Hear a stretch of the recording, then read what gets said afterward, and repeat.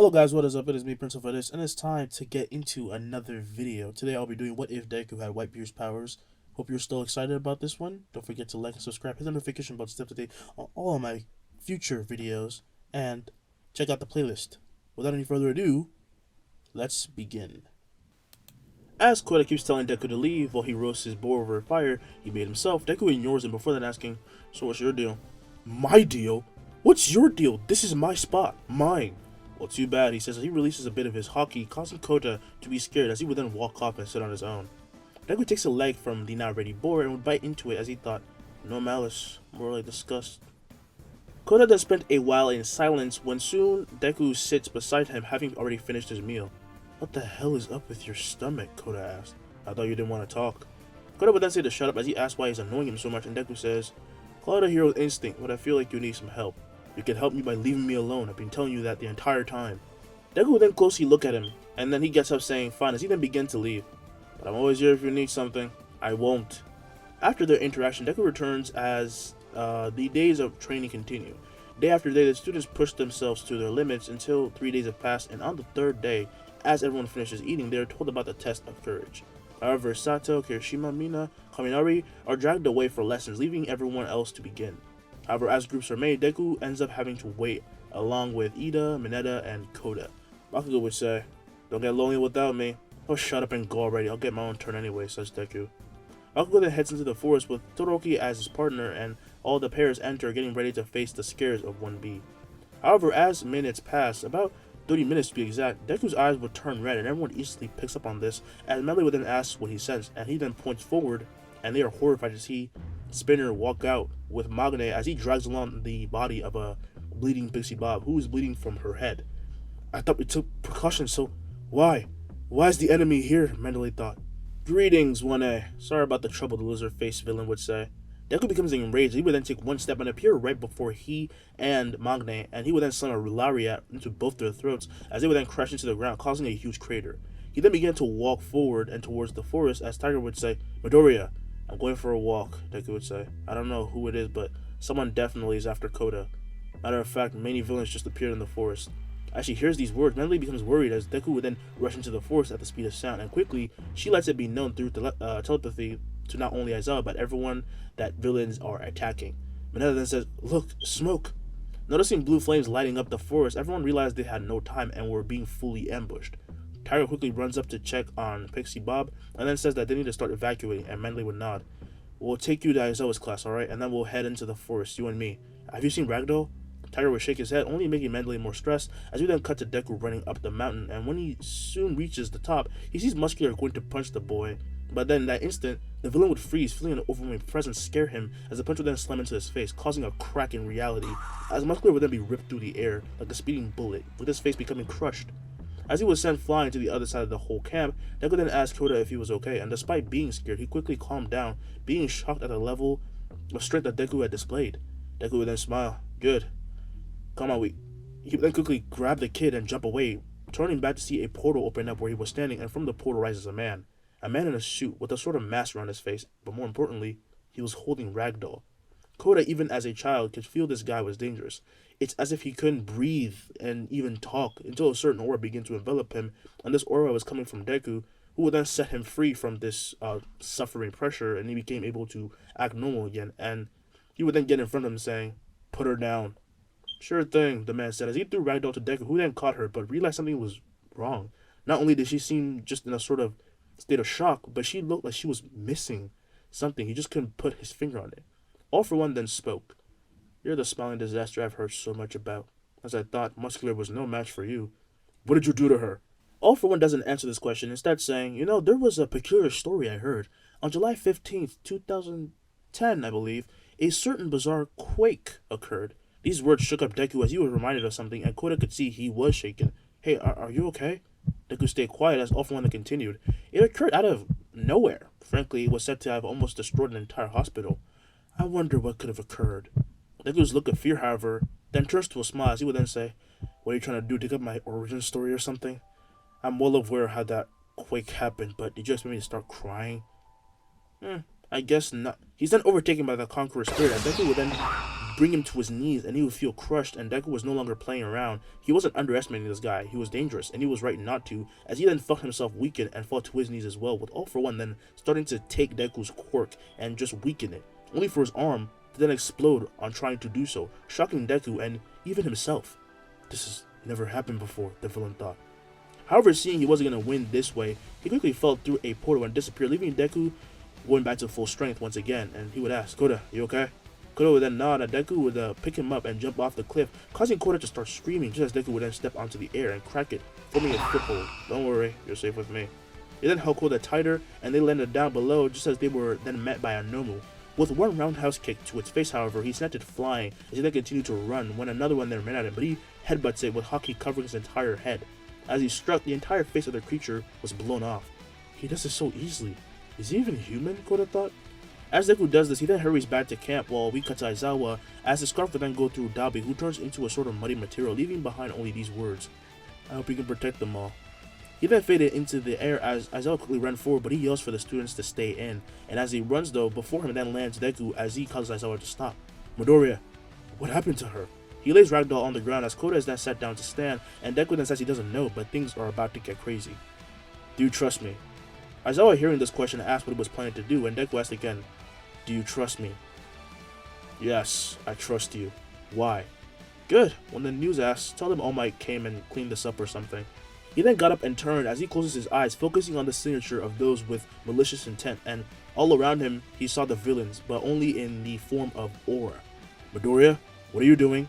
Deku then got in a running stance and blasted off faster than ever before, and his legs became enveloped in Haki. Quickly, he ran into a fight as he then saw Bakugou fighting off Moonfish, but just barely as Todoroki was trying to keep Ojiro safe. And in the blink of an eye, Deku appears right above Moonfish and slams a punch infused with Haki into his head, shocking his friends as the villain's blades would then shatter. As the villain fell, Deku would then land, and Bakugou sees he has his eyes closed. Deku then blasted off again and came across a Nomu, who he then punched out into the sky, and then he found and slammed a punch into Toga's stomach, sending her flying into a tree, and she was trying to stab Uraraka, so that's a good thing. Izuku, Uraraka thought, as Deku then continued to run forward. Thanks for the help, yelled Tsuyu. Deku then tried his best to get all the villains and help as many people as possible, and along the way he even met the Pussycats, who he blasted by, and quickly the villains were cleared out almost single-handedly because Tetsu and Kendo still stopped the gas, but every other villain was taken out by Deku himself, so the students did do something. But he wasn't done yet and was heading to his next target. It was a group of villains. As Dabi, Mr. Compress, and Twice gathered up, they heard the ground shaking until Dabi turned and he has a foot slammed into his face, sending him flying into a tree. Twice and Mr. Compress quickly then lose consciousness and fall over as their bodies hit the ground, and Deku would be breathing heavily as he would then hold onto his chest in pain. I've never used this much Haki before. Oh my god, I can't even see. Slowly he begins to fall but catches himself and refuses to stop here. Midoriya! Midoriya! Aizawa and Mandalay then yell as they soon come across Deku and quickly run up to him, only to realize he was knocked out, but he was still standing while being knocked out. How the hell is he even... Wait, is he breathing? Mandalay would ask. Aizawa then quickly checks his pulse and puts his finger at his nose before then nodding, making Mandalay sigh. She says, well, you better do what he told you, but I don't think even people believe AllMight can do all of this.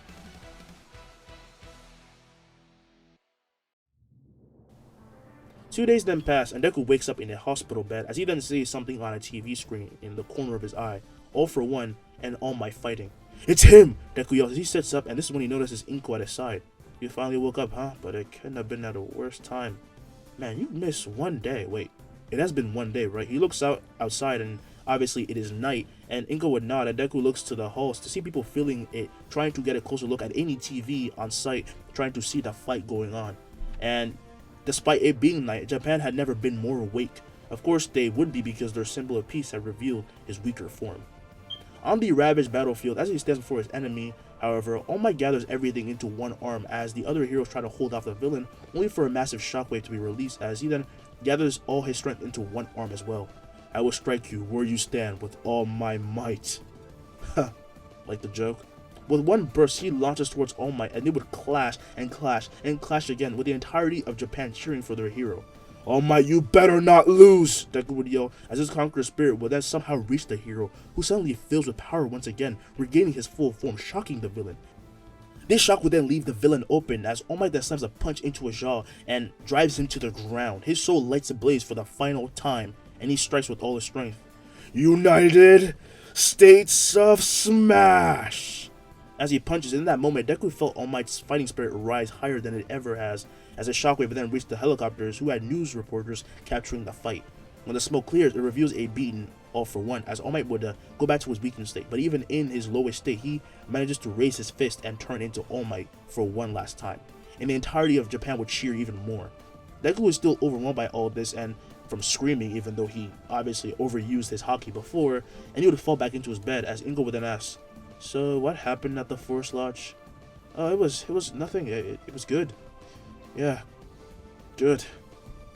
A few more minutes pass, and All For One is being taken away, as the news will then land and begin to cover the story while the heroes make sure the police officers or normal citizens in the area were safe or rescued, and then the police officers who didn't get hurt were doing the same as them. The reporters would then say, "Honestly, I don't think any of us expected this tonight. The current ringleader actually managed to hurt All Might, but he stood back up and won. Currently, the leader is being taken away into the Maiden, which will be used to..." She then stops, as in the corner of her eye, she sees All Might pointing to the camera, and she moves out of the way, and the hero will speak. "You're next." These words inspired all the people, and they didn't even know why, but it was just the way he said it, and obviously this is a message that they were going to protect the world now, because he obviously can't do it anymore. But for a certain Miro Togata, this sentence meant something much more. As he watches from his living room, tears will fall out of his eyes, and he promises to fulfill his duty. Deku in his room simply would lie back, closing his eyes, feeling just overall tired, and 3 days would pass.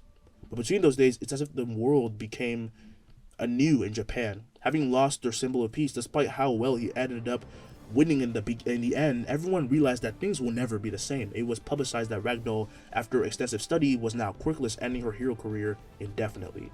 Deku, as he hears this over the news at home, would drop his remote in a look of absolute despair. "Izuku, do you want more bowls?" "I'm joking, I know you." Inko would then become surprised when she then sees Deku walk past her with the most serious, driven, but also deadly look he had ever shown. "I'm going out." He gets his shoes and puts them on and opens the door, as Inko would then say to wait. "What happened? Don't go off doing anything stupid, okay?" Deku doesn't answer, only putting a thumbs up before then going outside, as he is then heading down, and he meets Aizawa and All Might. "Yo, Midoriya." Deku would simply walk past both of them without a word, just as Inko would run out, telling him to be careful. "I think he may have heard something on the news." "Ragdoll, he must have learned about her quirk loss," Aizawa thought. All Might then asked if it was okay to still let them come in, and Inko says that it's fine. Then Aizawa would ask if it's really okay to just let Izuku go, and she says that he'll be back. "Please, come in. It's about the dorm system, right? Principal Nezu called ahead of time." The two would nod and come in to talk. Meanwhile, we find Deku walking the streets, as he soon comes across the Goba Beach. He starts walking down the stairs, and his thoughts are filled with nothing but disappointment in himself. Not because he wasn't able to stop Ragdoll from getting her quirk stolen, but simply because his observation didn't pick up All For One in time. He is well aware that he knew nothing about the man, so even if they thought the win wasn't guaranteed, but now he does know that, well, he can at least combat him in some way, and it only angers him more that he couldn't stop him in time. When you're cornered, you don't know how to release your anger, the best thing to do is train, he thought. He soon comes to an end at the shore of the beach, as the waves then wash up against his shoes, and quickly takes them off and lowers his stance, as he would then leap into the air, causing a crack as he kicks the air, sending him flying further into the sea, and he then holds his hand out and covers it with a tremor sphere. He then balls up his fist, causing a small crack to start forming about 30 feet ahead, causing Deku to smile, only for the crack to then disappear, and he would crash into the sea. "Damn it!" He would then resurface and wipe the water off his face, as he then lays back and begins to float, and he thinks that move he just tried. He's obviously used something like this before, but he wanted to increase the range. While he is frustrated, though, about all of this, about his lack of progress, about just not being enough, he cannot help but laugh. It's really the things you don't expect. Days would pass again, as the dorm system would then be put into place. Inko let Deku go to the dorms, and after calming down, he apologized to her before he left. And as they arrived, the class of 1A would enter the commonplace space of their dorm, basically their living room, and are shaking with excitement. Sarah would then say, "Hey, they got kitchens and everything, at least you can eat as much as you want, right, Izuku?" And as everyone laughs at this, however, Deku only smiles a bit and chuckles, which is very unlike him, because he just screams and laughs. And this makes everyone feel awkward, as he then said, "Well, I'm gonna go move in. Tell me when something good happens."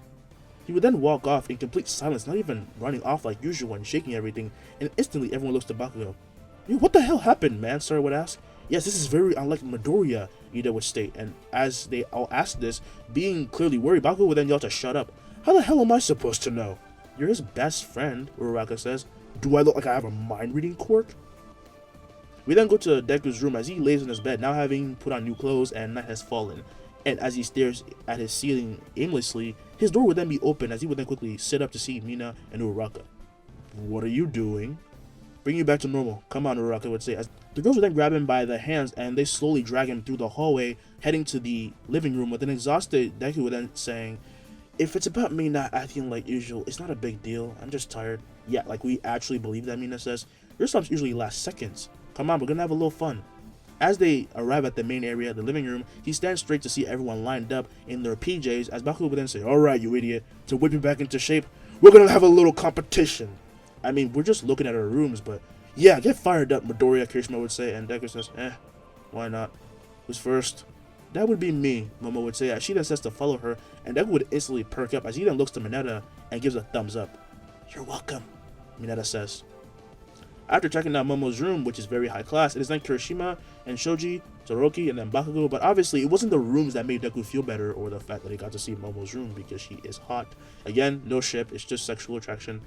It was just that his friends noticed that he wasn't being himself and they tried to cheer him up. They were clearly worried. And when night comes to an end, though Deku still carries a bit of burden, he is well aware that he can't stay in the state that he's currently in if he wants to move forward. The next day in class, Aizawa would then say, "Alright, our objective is going to be the hero license exams now. This will allow you to get into combat and actively save people without needing to ask for a hero. You know what this means, right? I can finally kick a villain's ass if he pisses me off instead of just calling for a hero," Deku would say. "I see you've returned to normal," the sensei would say, and Deku would laugh, thanking him for noticing, but Aizawa says in all seriousness, this means their actions will have more weight, and that's why they're here. Aizawa would then point to the door as it is then slid open with Cementos, Midnight, and Ectoplasm entering. "Get ready, boys and girls. We're going to help you work on your special moves. Forget the school stuff for now," the R-rated hero would say. The class then can barely contain their excitement and they will get dressed and head to the TDL or Training Dreamland or Ganma Gymnasium, maybe all three. And this is when Cementos creates many pillars to serve as targets for their moves, and Ectoplasm would create clones to spar with and look after everyone. And Midnight gives them inspiration and things like that, and she also just watches because she's a weirdo like that.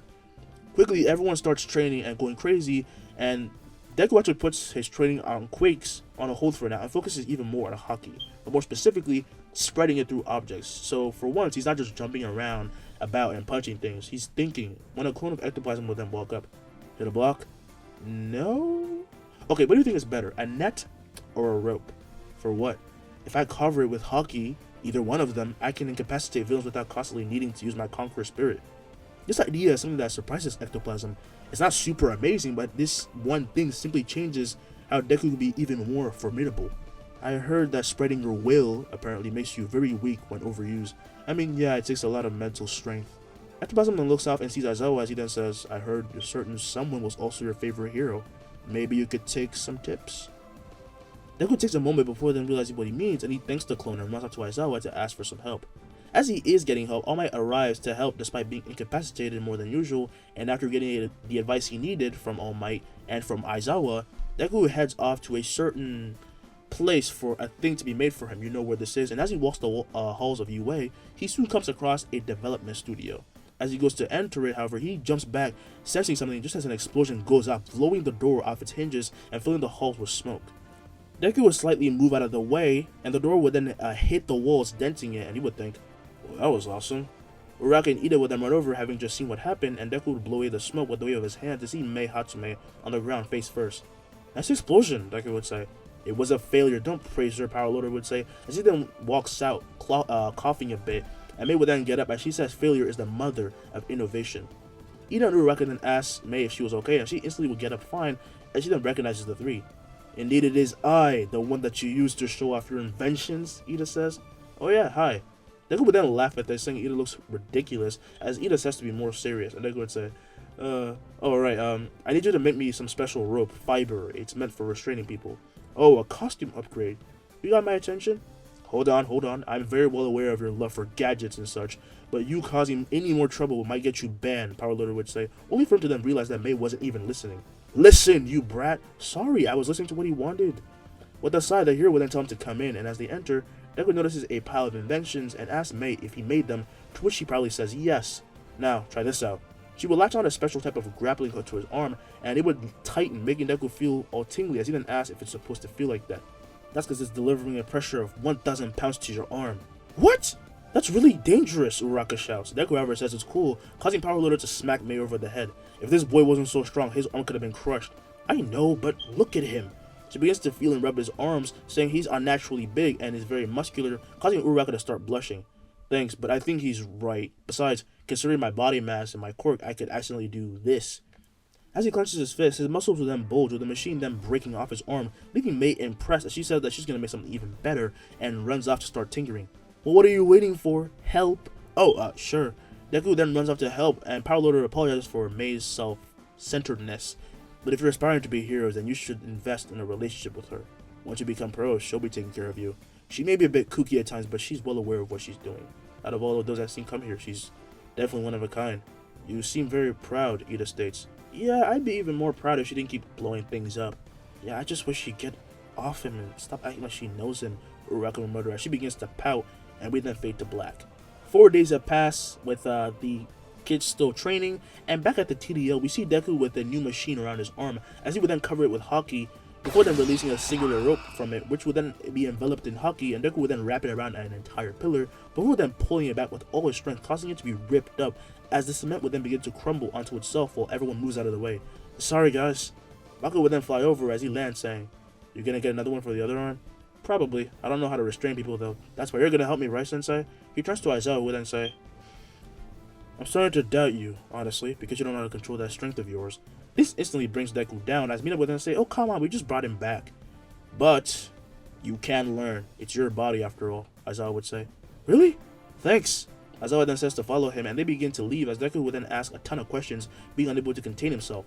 First lesson, hold back on the questions. Oh, right. He would then salute, as he says to, he promises to not do so much as before, and Aizawa would then smile. "So, have you gotten over it?"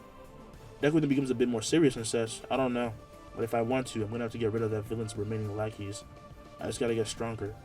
That's one thing I'm great at." "Good. We're going to be having a partner, though. I hope you don't mind." As he says this, they walk to the hallways and end up meeting Shinso, with Deku then growing a huge smile. "How you been?" "You really never run out of energy, do you?" Shinso says, and Deku says, "Wait, does this mean he might join the hero course?" "It depends on his work ethic, so as his senpai, feel free to show him the ropes." Deku, hearing this, would then smile as he slams his hands atop his shoulders, making Shinso shiver as he tells him, "I'm gonna whip you into shape, buddy." "Please go easy on me," Shinso begged. With this, a few more days pass as 1A and 1B train, taking turns using the TDL, and Deku also learned to wield his grappling gadget, and he names it the Jaws, because once it catches you, you're not getting away. He also did it because it's one of Bakugou's favorite movies, Jaws, and he got inspiration from that. Him and Shinso start to learn new skills, as Shinso is taught hand-to-hand combat, while Deku learns to hold back enough to latch onto people and restrain them without using explosive force, and using this with his Haki, he can effectively create a special move, and because of the Haki as well, he can also soften his blows, so he uses that. Mei also continues to tweak the Jaws, and even now she doesn't think it's complete because it's just not at that level. It doesn't match Deku's level yet, so she's working on that, but it is pretty good. The day of the licensing exams finally arrives, as the class would then arrive at Takoba Stadium on their bus, and as they onboard it, they actually don't feel an ounce of nervousness, making their sensei proud. "There are no buts, ifs, or no's. You will pass this exam. You hear me?" "Yes, sensei." "So what are you going to do when you step into that battlefield?" "We're going to go plus ultra," Inasa would yell as he also joins into the rally, and Deku and Bakugou would turn to see him. "Dude, that's why you haven't been answering my calls?" Him and Inasa would then share a hug. Him and Deku would share a hug before Bakugou would then fist bump with him, and he actually hasn't met Inasa before. I just didn't mention it. And Kirishima would ask who this guy is. "We took the recommended exams together. This is Inasa." "So you really know him." As they hear this, everyone then looks behind him to see Nagasama and other Shiketsu students arrive. "Nice fur." "Thank you," Nagasama would say. As the Shiketsu students stand before the mere presence of this guy, they can feel already he's dangerous, and if anything, they don't want to end up facing him at all, because no strategy will work, as Deku will simply just punch and bust through it. "Well, I gotta go. Good luck to you guys. I'll call you." He then goes off with this team, and Nagasama would exchange a nod with Deku, and Uraka would ask what the hell that was. It's like a show of respect, but I gotta warn you. If it's Inasa, he'll wipe the floor with most of you. As he laughs, however, everyone says that honestly that's a bit harsh, but they wonder if Bakugou and Todoroki can even beat him. Just be worried, Bakugou would say. Hey, Eraserhead, is that you? Aizawa would then turn as he instantly becomes uncomfortable when he sees Miss Joke, who would then walk up and say, You think we should get married? I'd rather not. This would make the hero burst into laughter while Mina begins to squeal at the thought of the two together. You guys seem pretty close, you would say. We worked together at the same agency for a while, so you could say our relationship is based on mutual love since we saved each other so many times. Untrue, as I would say, making Miss Joke burst into laughter once more, just as her students begin to walk up and she introduces them. You look just like you do on TV, Nakagame would say, and Miss Joke would say, These are my kids from Kabutsubu High. Shunde would then walk up to Deku, reaching to grab his hand for a shake, but as soon as he grabs it, he instantly breaks out in a nervous sweat as everyone notices a change in the air. What's wrong? Feeling a bit uncomfortable? Shindo then quickly lets go as he would then nervously smile. Yeah, that was a stupid idea, wasn't it? If you mean trying to size up our class president, then yes, Todoroki says. This makes 1A realize that he must have used his quirk in some way, and as by instinct, they release the sort of aura, the same aura that Deku usually releases, even without Haki, and while not visible, they show with their looks that they weren't here to play. They've been pretty well until now. I think your student just wakened some sleeping beasts, Aizawa thought. After this little meeting, all the students from the surrounding schools who came gather into one room, and Uraraka would think, wow, there are a lot of people here. Before them is Mera, and he would then begin to speak. Alright, let's begin. My name is Mera. I've been sent by the... Heroes. Sorry, I've been dealing with some intense workload lately. He would then hang his head, looking as if he's ready to die, as he groans in pain, and they all thought, is this guy really going to be alright? Mera, however, despite his fatigue, would continue. There are currently 1,504 of you taking this exam.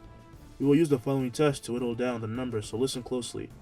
He will then go on to explain that in the first test, only 100 people can pass and the rest will fail because, well, that's how it is. And he will then explain how you pass. Each person is given 6 balls and each person has 3 targets on their body.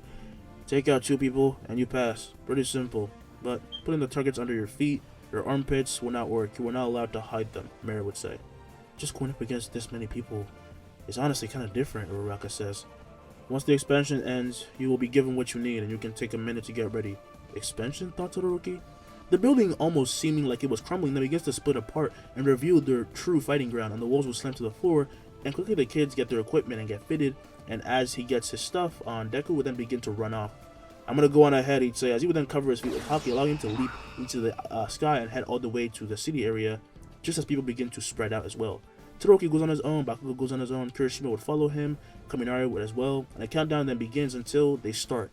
And some of the 1A students are attacked by Shindo's entire class, but they easily deflect and catch some of the balls thrown at them, and they begin their counterattack quickly. A few minutes will pass as we then go to the city area, stormed by a bunch of students who begin to fight their bouts, but they are worried about something. Hey, if we're gonna fight, can we hurry it up, because he might show up here. Yeah, I don't want to get crushed. The student who began to say this would then find himself being wrapped by a synthetic rope around his waist as he then pulled up to the sky just as everyone begins to hear a certain laugh. As he reels the student over, Deku will then tap all his targets as he begins to descend, and everyone looks up in horror. Tremor. As he punches forward, he cracks the air before then dragging the crack to the right, causing a shockwave to hit everyone below, and the attacks reach those who are trying to run away as well, and they are knocked out by the pain. He would then land down, and he actually didn't even destroy the ground this time. He would then release the student he had caught, and his rope would retract as he then pumps his fist. Ha! So this is the power of holding back! Ha ha ha ha ha! As he laughs into the air, but his chest out, the heroes would be absolutely shocked. He calls that holding back, Miss Joke would say. Actually, if he went a bit further than that, the city might have been flattened, so... Good, I guess. He's still not used to his weapon. It's a good start, but not enough, as I would say. Miss Joke would then burst into laughter, saying he's hard to please. Meanwhile, Mera, as he watches the scoreboard, would begin to speak into the mic. So, we have a first person to pass with 100, 120... 200. Izuku Midori has passed with 200 points. As this is heard, at this moment, Inasa would take care of some of his trouble, and he would smile, saying, Damn, maybe we could have met up. I wanted to show him my new move. Mera, with a look of shockness, says, Inasa passes with 120 points, and Bakugou Katsuki with 113. Bakugou would then walk out from the forest area with a look of annoyance. That was too slow. With these words, more students from 1A or Shiketsu start to pass until soon 100 people pass, and they go to the break room while they wait for others to finish up. No one honestly got as many high numbers as Deku, Inasa, or Bakugou, but Todoroki did come in close with a number of 30, which was the highest score from out like the other people. You know what I'm trying to say? It's not that high, but it's high. As they all gather in one room is when they are told to look at the screen, with Mero then proceeding to bombard the field that they were just fighting on with a bunch of explosives, leaving everyone confused before he then told them their next objective. And this is when they see elderly people and kids walking out to act as their rescuees, and people will be asking, are those people real kids and actual elderly? What's going on here? Mero, however, points out, don't worry, these individuals have been put through training and they're very sought after. They're part of our HUC, Help Us Company. Don't worry about it. Well, I guess even odd jobs like that are possible, huh? Well, they better get their money's worth since they're leaving themselves to us. Bakugou and Deku will then walk up to each other as they begin to talk while the rescuees got in position, and the walls would then fall again. Instantly, Deku would grab and throw Bakugou into the air before then leaping after him. Rescue maneuvers, Bakugou would yell, and as he yells this, everyone then runs off with Momo staying where she is, and she makes a healing station.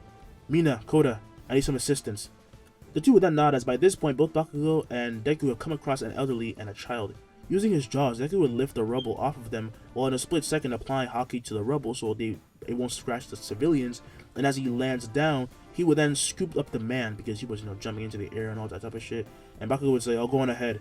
Deku would then nod and he says that he'll be back, and he starts running back to home base, and as he is, the elderly would yell, plus points. The kid would then say the same. That style of saving people is completely crude and you could get them hurt, but you thought ahead. Oh, thanks, Deku says. But minus points for rushing so fast. Don't be impulsive, the elder says. My bad. He then runs on and leaves the first patients back at the station, and then he runs back, and on the way he meets Bakugou, who has two people on hand. Did they say it? Deku would say with an arrogant smile, and he said, yes. These bastards should just be happy we're saving them at all. Minus points, his rescuers would say, and he would say, oh, come on. Deku would then laugh at this, but says to be careful, and so the test continues. Other schools use the same tactic, but do it in their own way, until an explosion would then go off, as Kirishima would then yell, the hell? He slightly becomes blinded by the smoke before he then barely dodges an attack, and as he jumps back, he lands and Todoroki would walk past him. At that moment, the smoke would then clear to reveal not only Gang Orca and his henchmen, but also Grantorino and Best Jeanist, leaving all the kids shocked. The hell are you doing here, long neck? Bakugou would yell. Did I not teach you how to properly converse? The denim hero said. We're supposed to be the villains here, so who cares? Bakugou would answer. And as Bakugou yells this, Todoroki would then create an ice trail towards them, as Gengar would then roar, sending out shockwaves that would completely destroy the attack in one swift move. In that instant, threads would release from Best Jeanist as it goes to strike, and most importantly, going after the civilians to strike, but then Deku would run up as his eyes would shine red, and he screams, releasing his conqueror spirit. The heroes become pressured by this, as the threads would then almost instantly retract. Come on, don't be shy, Deku would yell. The students and heroes are surprised that this Haki can even affect Best Jeanist of all people, and this is when the OG Grantorino would then actually attack, as he appears summoning a kick into Deku, who would then be pushed back, before then closing the distance as he punches down, and Grantorino would dodge into the air, just as Deku would then smile. No, don't, Gangorka would say, just as Deku would then punch the ground, causing a crack. A massive quake would fill the entire stadium, easily sending a shockwave towards the heroes and the henchmen, who did not have any way to fight against it. However, instead of being shot, everyone is still faced when the dust clears to show the heroes lying on the ground out cold, and Deku would then look at his hand with a look of shock. Looks like I still need to learn how to hold back. This, however, leaves everyone more shocked since he says he was holding back, and the teachers or heroes didn't hear this, but of course some students did. Alright, let's get back to it, he would say. That's all you have to say? What? Are we just gonna stand around? The villains are taken care of. Move on. He then starts running back out, with Inasa then starting to laugh. That's just like him. I'm not falling behind. Because there is no reason to keep freaking out for what just happened, they go back to taking the test, even though what just happened is amazing as fuck. And soon everything comes to an end. After getting dressed and going back to their school uniforms, everyone comes to look at the scoreboard. Hell yeah, I'm up there, yelled Kirishima. Me as well, Yamato said, and bit by bit, all of 1A realized that they all passed, with Inasa then actually coming up to Todoroki, who has been told by Deku that Inasa doesn't exactly think the best of him. But in a twist, he holds his hand out. Todoroki would then shake it. Looks like you don't have the same look as that day. I guess Madara really ripped you into shape, huh? Todoroki would then chuckle, saying he almost shattered my ribs. It was a love tap, Deku would yell from afar. This makes Inasa laugh. He then says that he hopes they meet again and everyone gets their license and can now intervene to help people. Deku of course sends a picture of this to his mother before he then goes back to the dorms. But now we will go somewhere we usually never see in my series, not only into the minds of the Hero Association, but what they wish to do about the whole situation. The situation is being discussed by A specified group of men and women gather at a round table, and they look ready for business, and they have a look of seriousness. What do we do with the Zuko Midoriya? What do you mean, what do we do? We groom him so he can become the next symbol of peace. We can't treat him like everyone else. Honestly, it's too risky to even interact with them. What do you propose we do to reel in a child whose very existence and presence can petrify even the strongest heroes and crack the fabric of reality? You all saw that video from UA, yes? Days before the tragedy?